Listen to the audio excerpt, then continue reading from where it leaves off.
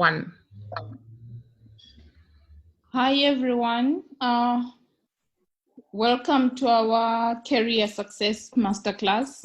I'm going to be looking at emotional wellness, or rather the emotional baggage that we carry that hinders us from performing well in the workplace, from achieving our goals, and from succeeding in everything we do, work-related. I'll start with a definition for emotions. An emotion is a strong feeling deriving from one's circumstances, mood, or relationships with others. So given this background, you can see that how we perform what we do is determined by our circumstances and how the circumstances impact us. And along the way, how we relate to others because of those circumstances. So I'm going to share something with you to show the relationship between our thoughts, our feelings, and our behaviors. Our thoughts create feelings. It's when we have thoughts that, whatever, it may be negative thoughts, or something might have happened, like we said, it's determined by our circumstances. So we start thinking in a certain way.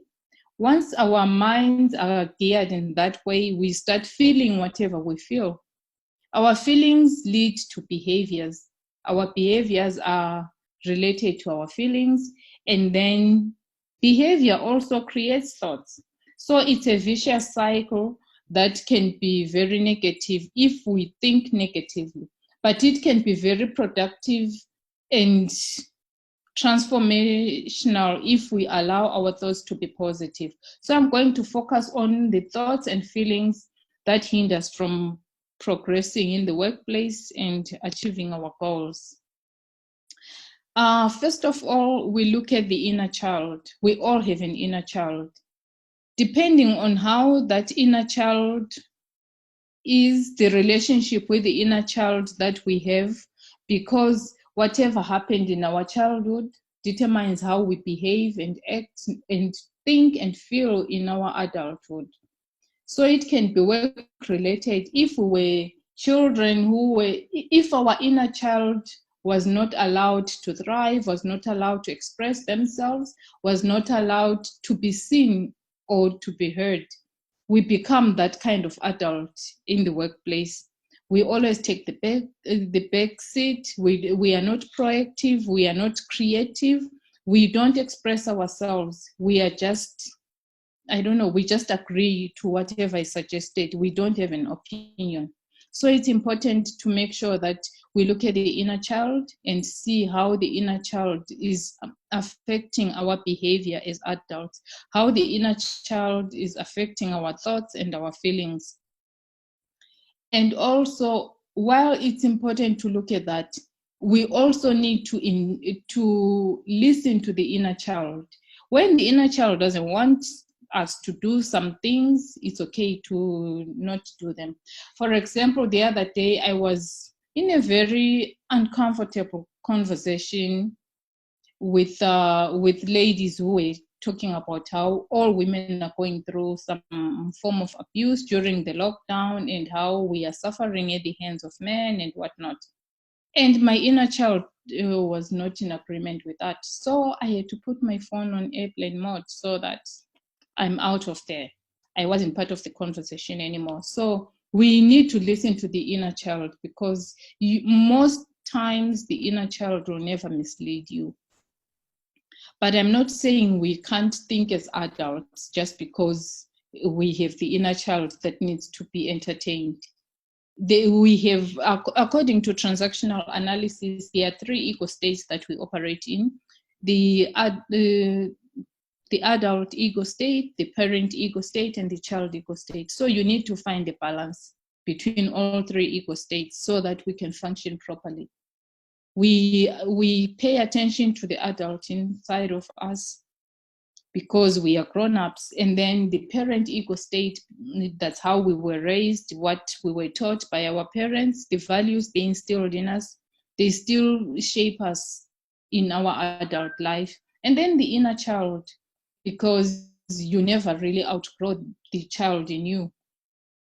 You just learn to let the adult take the front seat and the child the back seat, because we can't be run by children. Otherwise, there'll be so much chaos in the world.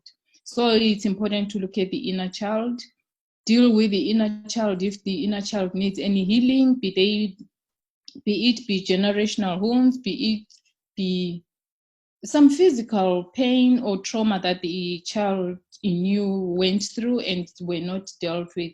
So it's important to clear all the PTSD from our childhood. PTSD, that's post-traumatic stress disorder. If the inner child was hurt, if we were hurt in any way as children, it manifests in our performance as adults. If there's any trauma that we went through as children and it was not dealt with, it manifests in how we relate to others, how we perform, how we think, and how we feel, and how we perceive our own selves. So it's very important to take care of the inner child. And also the other thing that affects people's performance in the workplace is not knowing their why. According to Michael Hyatt, he says, when you know your why, you'll know your way. But if you don't know your why, you'll just go anyway.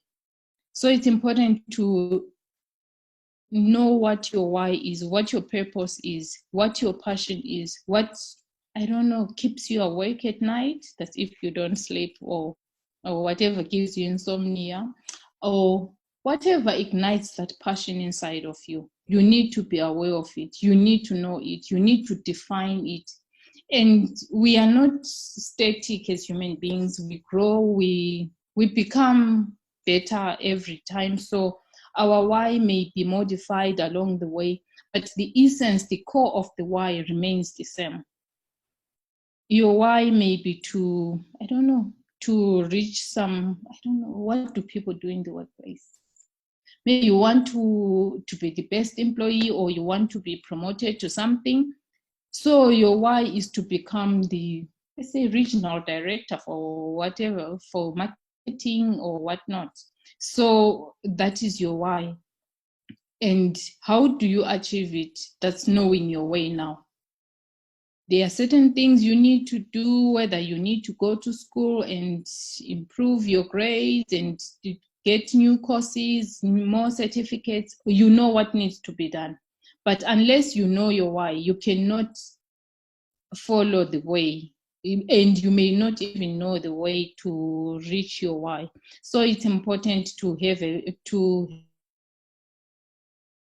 very clear understanding of what your why is. And also, when you know your why, you discover that its purpose is to help others. When a why is coming from the right place, when there is genuineness, where there is honesty, you know your why is in line with helping others. You are improving other people's lives.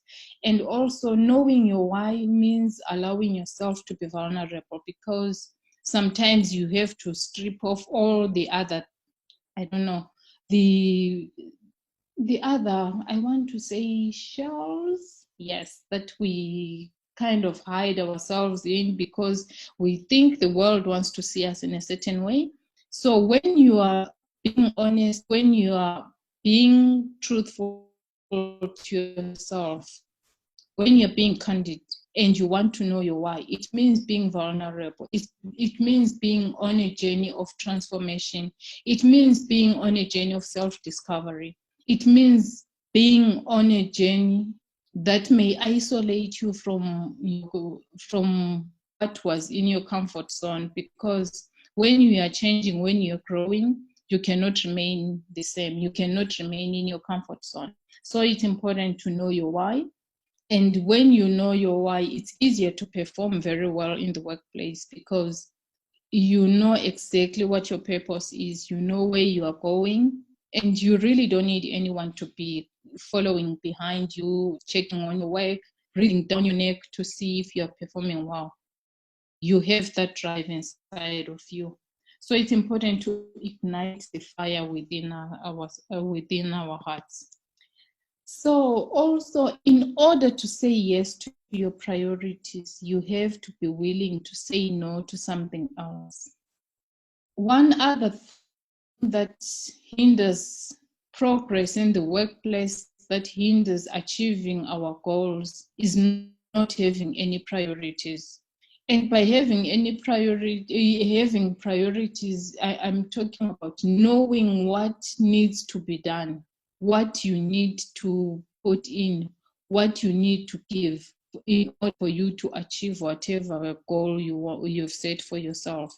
And when we put our goals into bite-sized goals, something small, have a goal to achieve maybe at the end of the day, at the end of the week, at the end of the month.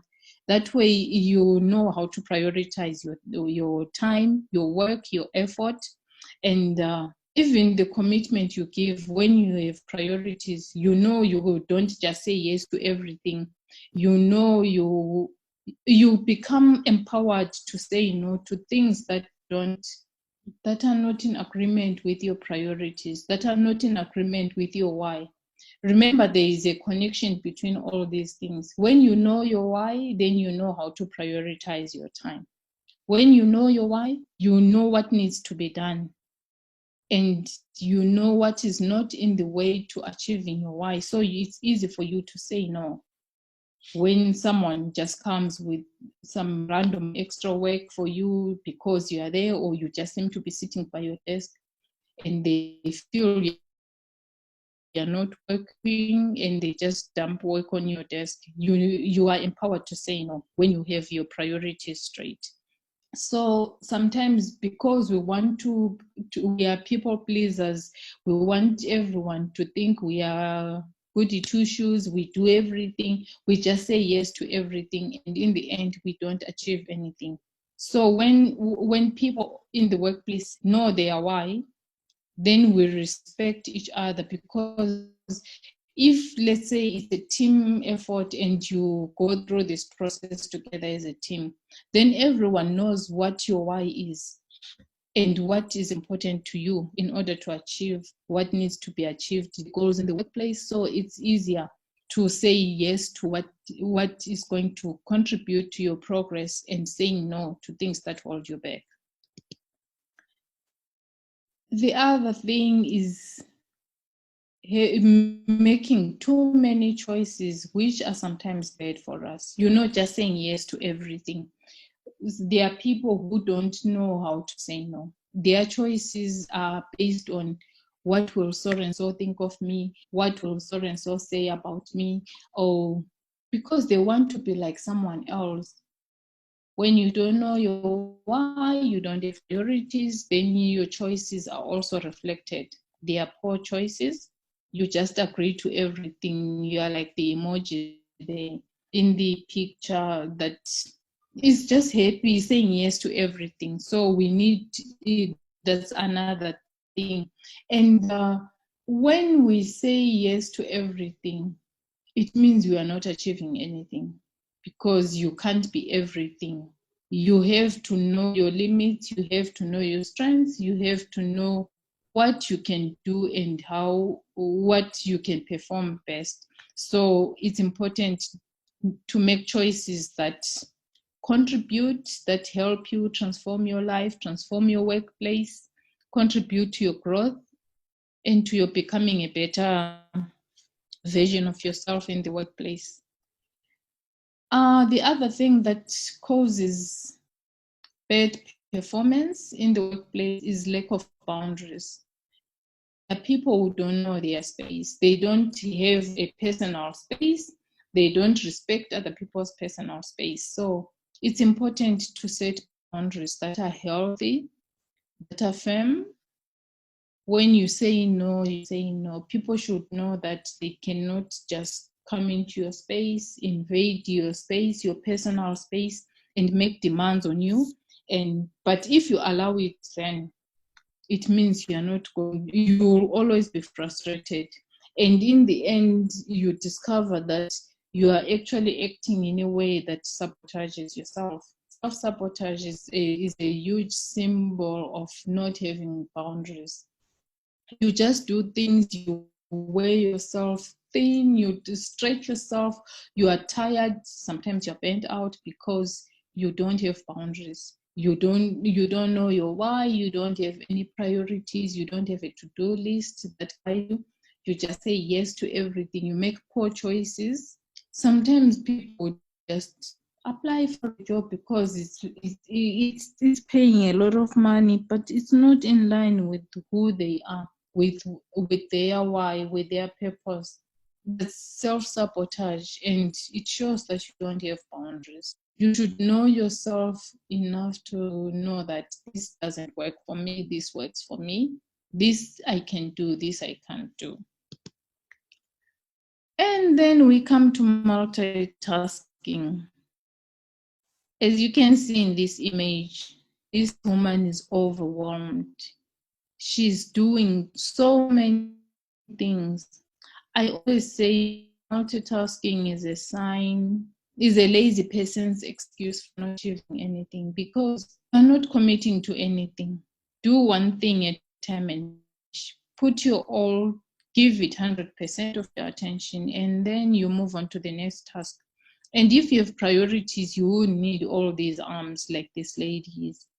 She's doing too many things. And when you are that kind of, people also take advantage of you. As we can see, their hands, bringing in more work for her. And she's even ignoring the thing in front of her, because she has all these things coming from all over. No boundaries, that's a sign of priorities, and also being a people pleaser, making the wrong choices, bad choices. That's part of it there, as you can see in the image. Oh, okay. The other thing that, sorry.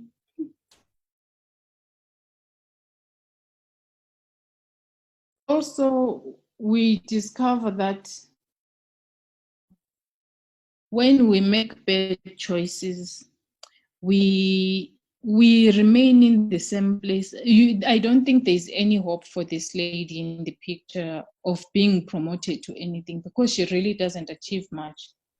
She doesn't do anything that stands out. She's just there. She just has enough things to keep her busy or to look busy, but she's not achieving much. So it's important to have priorities, know what you need to achieve.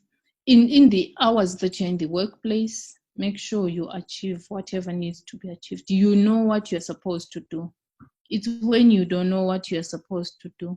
I know, like, sometimes we get a job description in the workplace, but write your own, know what you need to do. And when you follow that, it's easier to just not pay attention to all other pressures and energies coming from outside. And you know what you want to do. And you wouldn't be so drained, because remember, our life does not just end at work. We still have a life at home, socially, and with family. So we need to strike a balance. But if we are stretching ourselves so thin in the workplace, we are left with nothing to give at home, nothing to give to our friends, to our social needs. We just become grumpy, and we take work stresses home and frustrate people in the house. Thank you very much. Just about me and what Bold Dialogue stands for. I don't know, Christine, should I read this, or people can see on their own? They can see, right? You can read it as well. Okay, about me, I am the founder and CEO of Bold Dialogue Investments. I'm a lifestyle and wellness coach. I'm a mediator, a social psychologist, inspirational speaker. The purpose of Bold Dialogue is to empower, inspire, and guide women to become the best versions of themselves and to live holistic, healthy lives. And you can contact us on the numbers there. Thank you very much. Thank you so much for that presentation, Barbara. I really love how you explained the importance of honoring the inner child and how so many of the workplace issues that we experience are due to a poorly managed inner child, the inability to get over things that happened during childhood, and then we act out in the workplace. So I hope that's something that we all take from this, that you need to really look at yourself honestly and introspect and understand where some of your behaviors and triggers really come from. I'm going to hand over now to Mavis to give us her presentation. Mavis?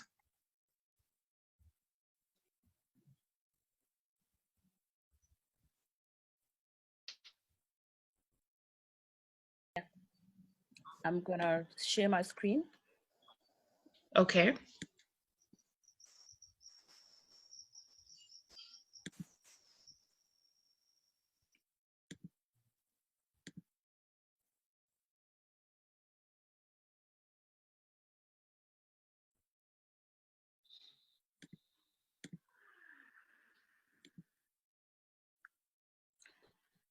Hi, everyone, and welcome to our career success. And we are talking about the impact of emotions on your career and your success.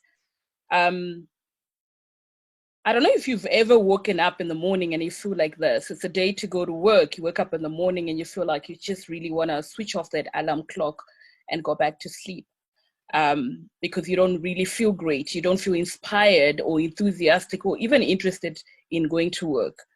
So even if you eventually end up getting there, already the mood, when the mood you started with in the morning is going to interfere with your performance at work. So what have got emotions to really do with this? Let me define what an emotion is. So there are various definitions of emotions. I'm going to use a neuroscience definition of an emotion. An emotion is an electrochemical signal that is released from your brain to affect every living cell in your body. And according to a research that has been done by a company called 6 Seconds, it really takes you just 6 seconds to release an electrochemical signal from your brain, your emotional brain, to affect every living cell in your body. And there is physiological change. So if someone says something that is frustrating or annoying, you release that chemical in 6 seconds. And if we look at you, you probably are now frowning because there's now that physiological change. So emotions are so important because they affect our physiology. They affect our whole being per se. So emotions are electrochemical signals that are released from the brain to affect every living cell in your body. And, emotions have got a lifespan. Emotions have a lifespan. So based on another research, each emotion has got a minimum lifespan of 2 minutes. Each emotion has got a minimum lifespan of 2 minutes. What is the maximum lifespan? It's got a maximum lifespan of 13 hours.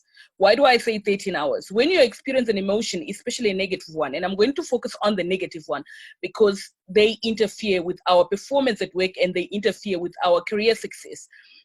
So when you release a negative emotion, for example, you release cortisol or adrenaline, and adrenaline lasts in your bloodstream about 7 hours, and cortisol lasts in your bloodstream about 13 hours. So you've got between 2 minutes and 13 hours to get over yourself, depending on what is happening. But here's the glitch. Human beings have got the brain, the thinking brain, that is actually supposed to improve our lives. But often we then use our brain, our thinking brain, to replay scenes in our lives. So when you replay an event that happened, so maybe you went into a meeting with your manager in the morning, and your manager said something that you did not like, and therefore you got annoyed.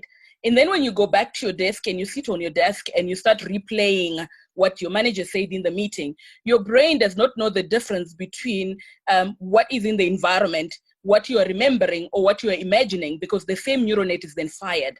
So if you started replaying what happened in the meeting in the morning, you are now releasing several doses of cortisol or adrenaline, depending on the emotion that you're experiencing.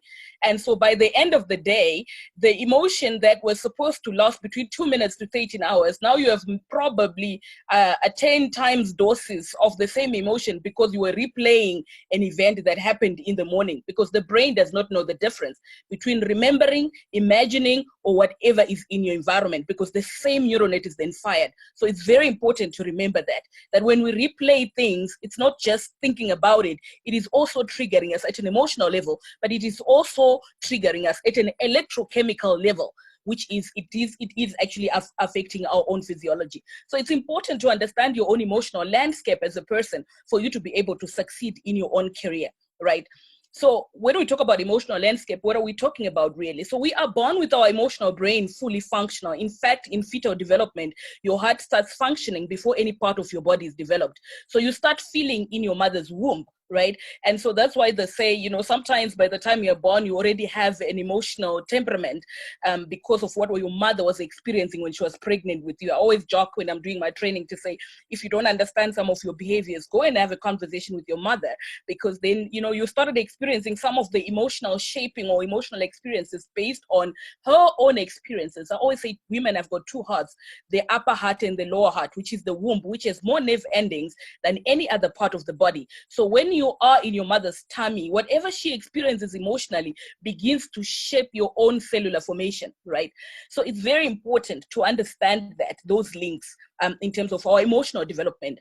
So we are born, even though when we are born with our brain fully functional, we also are born with what I call emotional needs. I always ask people, do you know that we spend the rest of our lives chasing emotions or trying to get emotions? We may go to work, but all we actually need is how happy this work makes us, or how happy the money we get probably makes us. So what we want at the end of the day is the emotions. We can use stuff as instrumental to get us the emotions we need in our lives, but we really need emotions.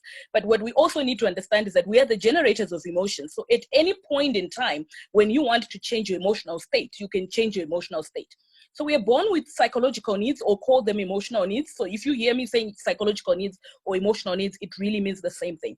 So we are born with psychological needs. We are born with a need for competence. So we are born, when kids are born, they try things, they test things, they experiment, they are creative.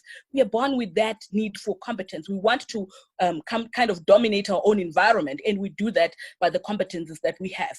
We are born with a need for autonomy. That means I need to make choices. I need volition. I need to make sure that the decisions I'm making in my life have got something to do with my own values, right? We need that freedom to make decisions, right? And you know, and this is challenging because sometimes the moment we realize that we actually need to make decisions, we've already made decisions that make it difficult for you to become autonomous, for you to make other decisions that make you free. For example, perhaps, you know, your mother said, study medicine.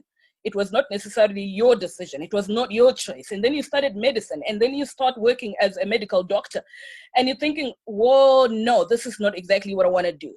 By that time, you may not necessarily have the courage to then go back and say, what do I actually want to do, and get started afresh. So most people get stuck with decisions in terms of careers that were made on by somebody else on their behalf. And so now they don't quite necessarily have the autonomous or the freedom, or they didn't quite make the choice. So they don't get that intrinsic motivation in terms of what they're doing. So we're born with that need for autonomy. We are born with a need for relatedness, right? We are social animals. We want to connect with other human beings.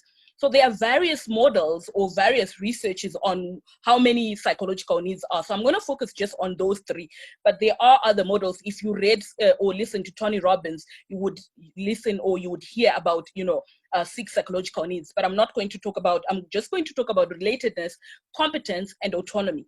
Now, based on these psychological needs, when we are born, the people in our lives, the adults in our lives, they model psychological needs in terms of how we meet them. I always say, when kids are born, they're born knowing that they need to be learning all the time so that they can develop competence. But at a certain time in our adult life, we stop learning. Okay, so we have this model that says go to university, when you get your degree, you're all set for life. And then you realize actually that model is not actually a true model, because then for you to actually succeed in your career, you need to keep on developing your own competences. You need to keep on learning.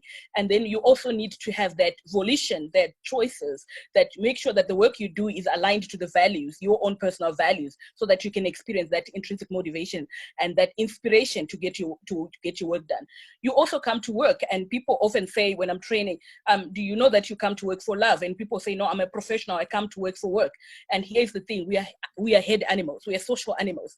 So even though we might not necessarily be thinking I'm going to work for a relationship, your relationships at work are actually vital for your own well-being. When you make good relationships, when you connect with people, you are likely to get, people speaking up for you in meetings, even in your absence. But if you have bad relationships, it also affects your own career. So we are born for relationships, and in those relationships as well, you need to understand that the psychological needs have got this interplay. They are so integrated. For you to be doing well in your relationships, you need competences. You need to develop how to communicate, how to be assertive, so those how to make to solve conflict. Those are competences that are required to actually be effective in relationships. So based on the psychological needs and how the people in your life, especially the formative years, how they shaped or presented how you can meet those needs, we begin to model that in our lives. And then we formulate our personal values. And I always say, values are they are the triggers of emotions on a daily basis.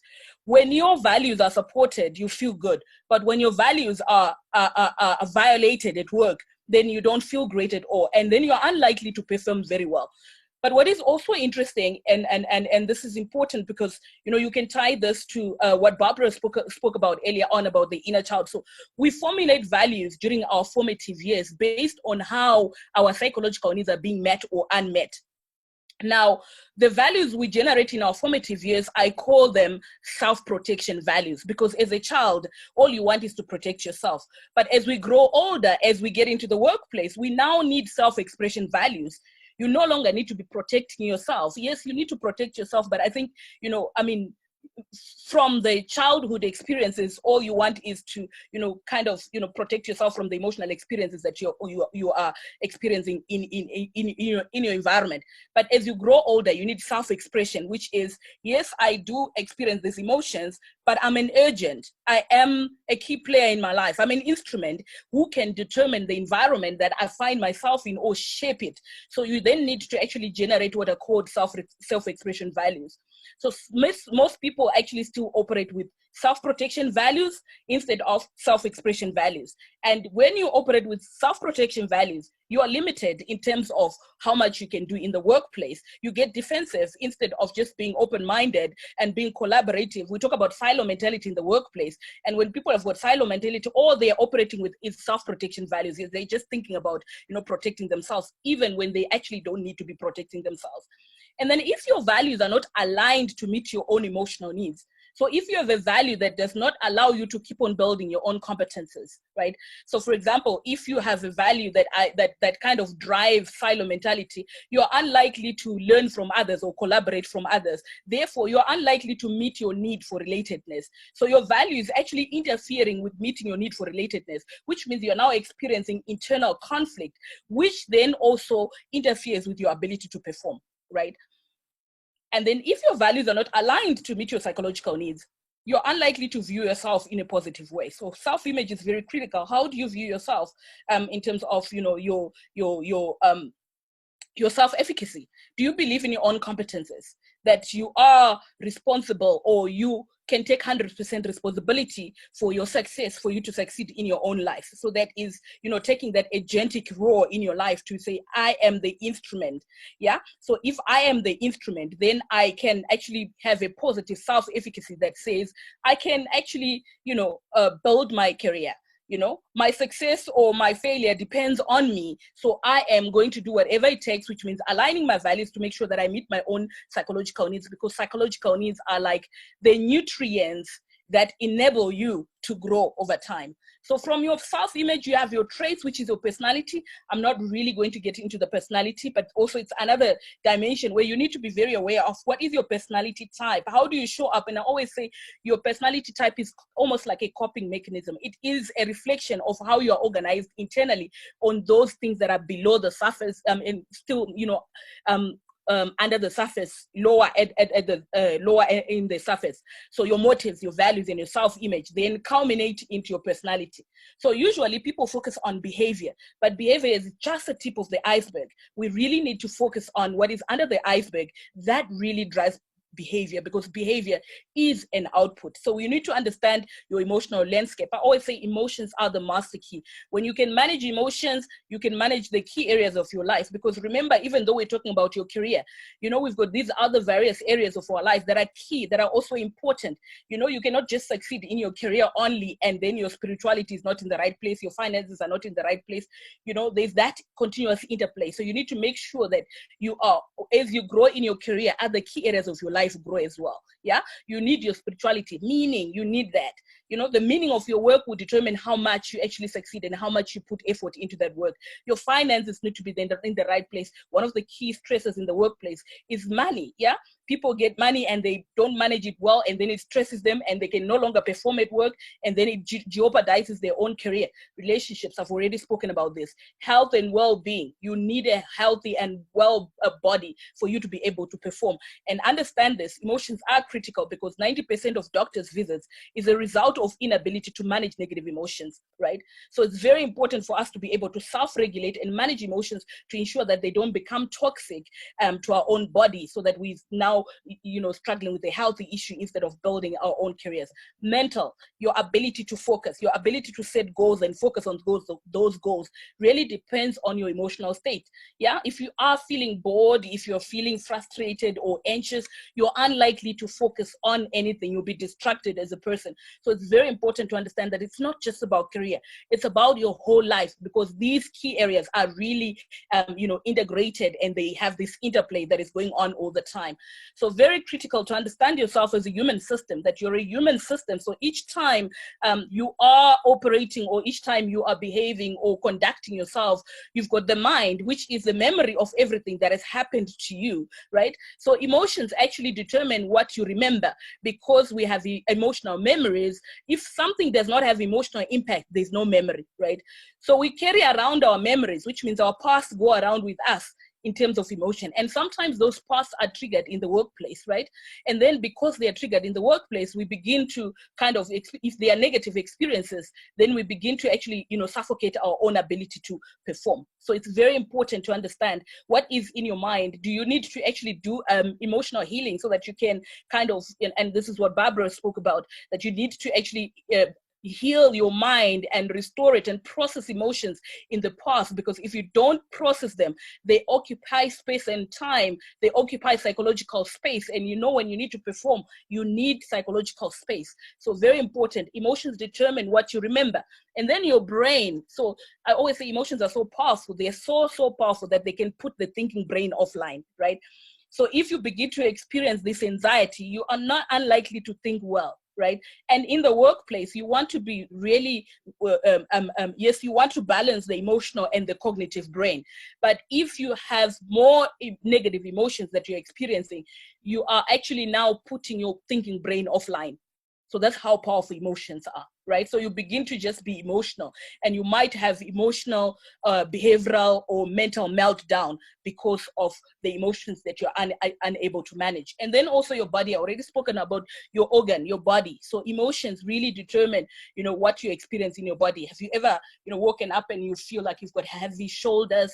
And if you really take time to reflect and say, what have I been thinking or feeling? Then you realize, actually, I am stressing or I am worrying, and then these emotions are now sitting on your shoulders. So it's very important to really pay attention to your organ, because remember, your body is what you use to get things done. And then your social environment. This is also just relationships, right? So we infect and affect each other at an emotional level. In fact, research has shown that, you infect people like 9 meters away from you at an emotional level. They haven't spoken to you. They haven't said anything.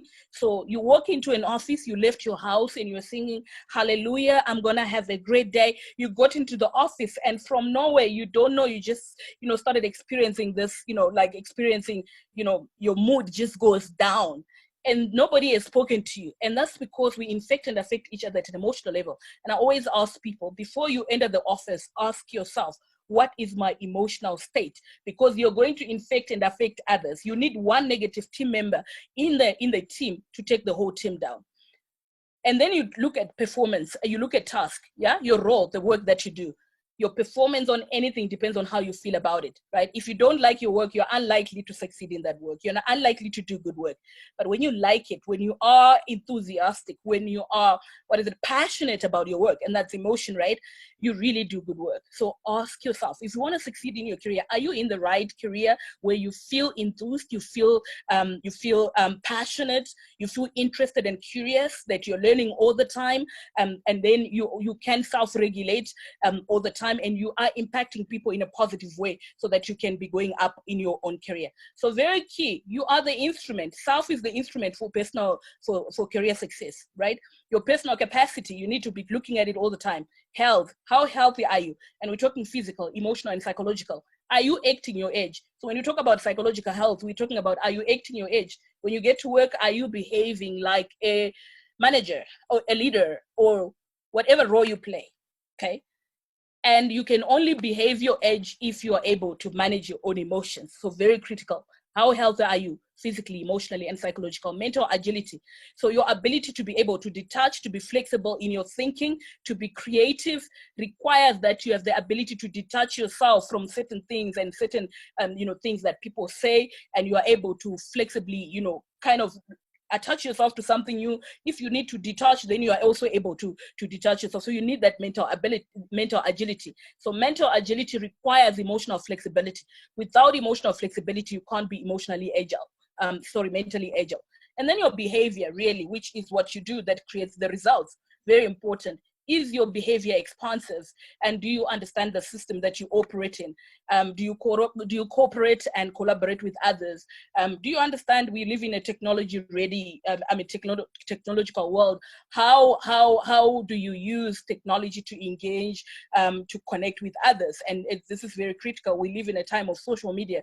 Sometimes we get frustrated and we post all our frustrations on social media. It is good to be human, but do you know that nowadays when people are hiring, they look at your social media without your permission so that they can see what you've been doing? We've seen things coming up when someone is about to become Miss South Africa. I think you've heard the story. You're about to become Miss South Africa. You're about to take the next step in your career for you to succeed. And people pull racist remarks that you made donkey years ago. So it's very important.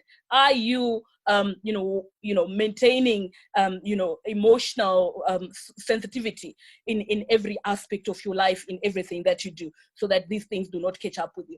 So I'm not really going to go into this performance attributes. I think I've actually gone over time.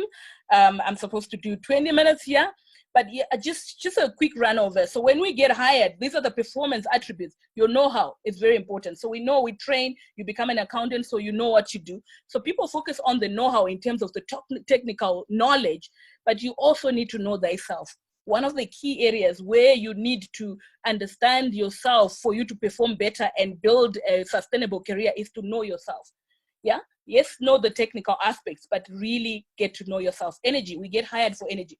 If you can't manage emotions, you're always going to struggle with energy, okay? Ability to manage time. I always say, time is given. It's 24 hours for everybody. What is not constant is energy, yeah? So what is the amount of energy you show up with in a 24-hour day or in an 8-hour day, right? So it's not time we need, because time is already given. It is energy we need in time. And energy equals emotion. When you feel frustrated and bored, you have no energy. Yeah? When you feel annoyed, you have no energy. But when you feel excited and enthused, the energy is high. So really, energy management is emotion management. Creativity is about curiosity. It's about interest. We're talking emotions here. Concentration. I've already spoken about concentration to say, for you to be able to avoid distraction, you just need to be in the right mental and emotional state. Emotions determine whether you concentrate or you will be distracted in your own way of doing work. Ability to make decisions. I always say, people make decisions based on how they feel and they justify them through policy. So it's very critical and important to watch what you're feeling, the emotions that you're experiencing on a day-to-day as you make decisions about your career, as you make decisions about yourself. What are the emotions that are driving the decisions you're making in your life? And then leadership. People always talk about leadership, and they think leadership is position. So self-leadership is very critical. We are all leaders in one way or the other. You're the biggest leader in your own life. If you are to succeed in your own life, you need to make sure that you're leading well in your own career. And for you to lead yourself well, we're talking about how are you managing, how are you regulating yourself? How are you showing up in the key areas of your life?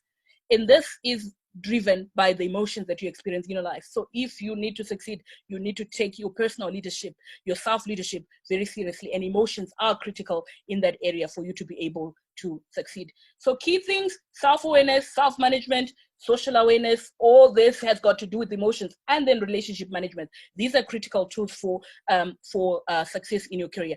I always say, your technical knowledge can get you in the door, but it is your ability to manage emotions. Your ability to manage emotions will take you up the ladder. So very, very important. So we need the head and the heart. We're not saying it's not important what you've learned in school in terms of your technical competence, but you need to put the energy there in terms of the heart. And then you've got that enlightenment and you're ready to go. Now, my question that I leave with you is, how emotionally ready are you to succeed in your career? And this requires you to mobilize your emotional competences and resources.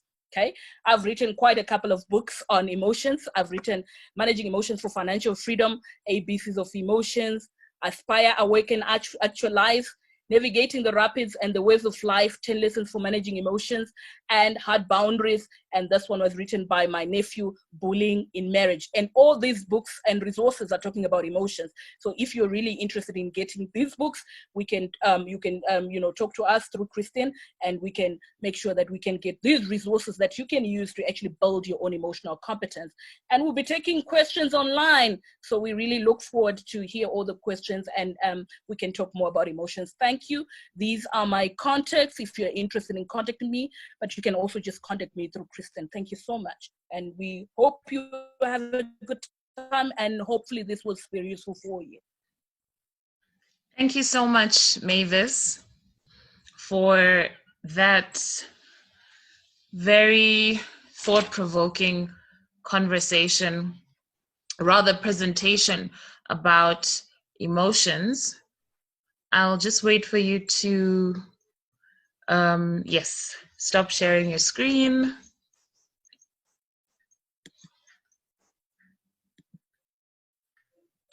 Thanks so much, Mavis. I think there were so many nuggets in there, but I really loved the image of the iceberg and the very holistic approach that you took, because I don't think we think enough or give enough attention to how our behaviors are shaped by all of these things underneath us, our values, our experiences, our emotions. And I'm really keen to hear from everybody what sort of emotional issues they have experienced, and also gaining an appreciation for the fact that you do go to work for love, and unfortunately, even our most negative behaviors, we attribute them to being corporate.